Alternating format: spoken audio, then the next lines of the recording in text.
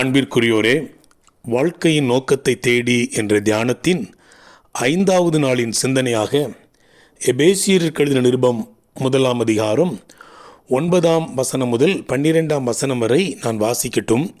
இந்த வசனங்களில் 3 உண்மைகளை காணலாம்.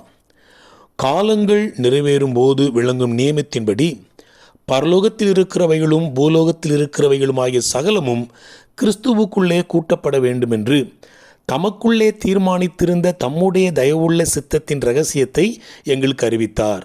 மேலும் கிறிஸ்துவின் மேல் முன்னே நம்பிக்கையாயிருந்த நாங்கள் அவருடைய மகிமைக்கு புகழ்ச்சியாயிருக்கும்படிக்கு தமது சித்தத்தின் ஆலோசனைக்கு தக்கதாக எல்லாவற்றையும் நடப்பிக்கிற அவருடைய தீர்மானத்தின்படியே நாங்கள் முன்குறிக்கப்பட்டு கிறிஸ்துவுக்குள் அவருடைய சுதந்திரமாகும்படி தெரிந்து கொள்ளப்பட்டோம் என்று வாசிக்கிறோம்.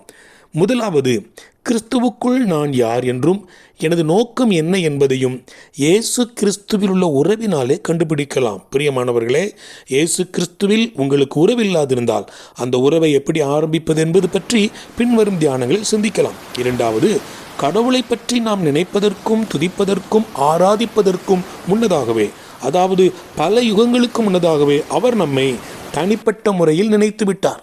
தாயின் வயிற்றில் உருவாவதற்கு முன்னதாகவே, நாம் உயிர் பெற்று உலகில் பிறப்பதற்கு முன்னமே நம்முடைய வாழ்க்கையின் நோக்கத்தை அவர் திட்டம் பண்ணிவிட்டார்.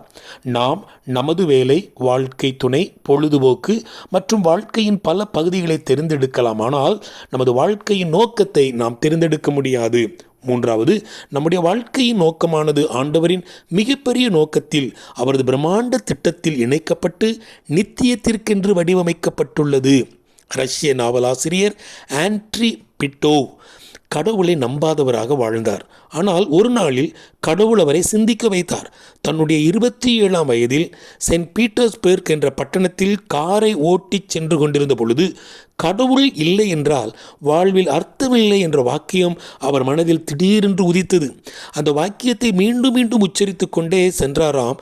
அந்த பட்டணத்தை கடந்து வெளியே வருவதற்குள் அவர் மனதிலே கடவுளின் வெளிச்சம் வீசியதை கண்டுகொண்டேன் என்று சொல்லுகிறார். பிரியமானவர்களே, வாழ்க்கையின் நோக்கம் இப்பொழுது இருண்டதாக தெரியலாம். ஆனால் கர்த்தராகிய இயேசு கிறிஸ்துவுக்குள் வரும்பொழுது சீக்கிரத்திலே வெளிச்சத்தை காணலாம். வாழ்த்துக்களுடன் ஜார்ஜ்.